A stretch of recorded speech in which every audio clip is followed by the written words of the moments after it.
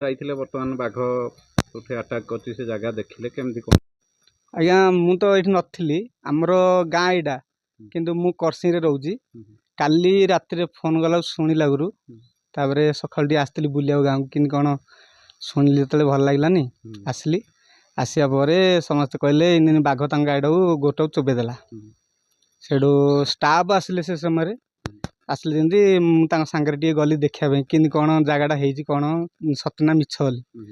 ଯେତେବେଳେ ଗଲି ଦେଖିଲି, ମାନେ ବାଘ ମୁଁ ଶୁଣିଥିଲି ଆଜ୍ଞା, ଏମିତି ମୋବାଇଲ ଟିଭିରେ ସବୁ ଦେଖିଥିଲି ଶୁଣିଥିଲି, କିନ୍ତୁ ନିଜେ ଯାଇକି ସେଠି ସ୍ପଟ ଉପରେ ଦେଖିଲି ଯେଉଁ ଭଳିଆ, ମାନେ ସେ ତା ପାଦ ଚିହ୍ନ ଆଉ ଯେଉଁ ସେ ଆକ୍ଟିଂ କରି ଯେଉଁ ଆକୃତିରେ ଧରିଛି ଜବ୍ କରିକିରି, ମାନେ ସେଇଟା ଦେଖିଲି ଯେ ଏତେ ଭୟ ଲାଗିଲା।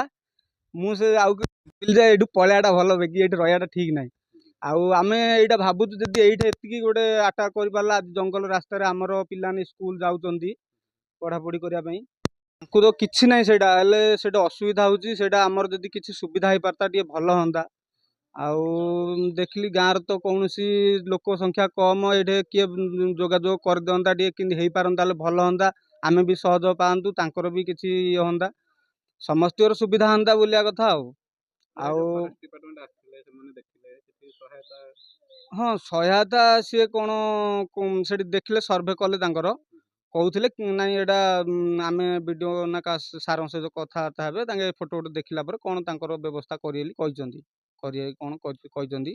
ଆଉ ସେ ଯେଉଁ ବାଘଟା ଯେଉଁ ତାଙ୍କର ଯୋଉଠି ଚୋବେଇଛି, ସେ କେତେ ବଡ଼ ବାଘଟା ହେଇନି ସେଇଟା, ମାନେ ଏଇଠୁ ପ୍ରାୟ ଗୋଟେ 300 ଫୁଟ ଦୂରକୁ ଗୋଟେ ଆଉ ଗୋଟେ ଜାଗାକୁ ନେଇକିରି ଜଙ୍ଗଲ ଭିତରେ ପୁରା ମାନେ ପଡ଼ିଆ ଜାଗାଟାରେ ଚୋବେଇଛି। ସେଇଠୁ ଜଙ୍ଗଲ ଭିତରେ 300 ଫୁଟ ଭିତରେ ନେଇକିରି ଆଉ ଥରେ ନାଳ ଭିତରେ ପୁରେଇ ସେଇଠି ଖାଇଛି।